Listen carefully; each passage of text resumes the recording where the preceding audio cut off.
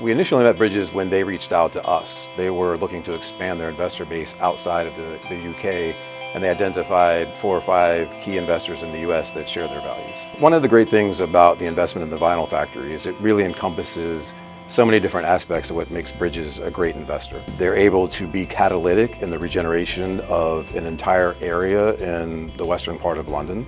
They're providing affordable housing and doing it all with a very strong emphasis on sustainability in the property.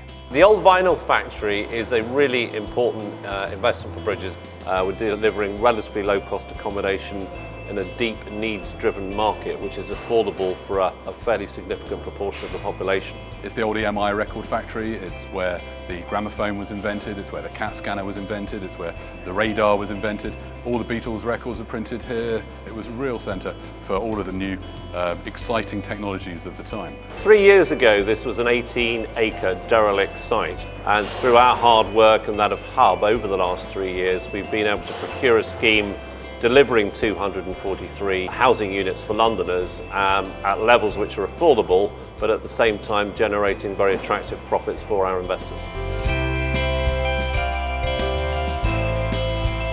Bridges are a really great partner for Hub, and we work really well together to ensure that all of our schemes push the boundaries of what's achievable on an environmental level.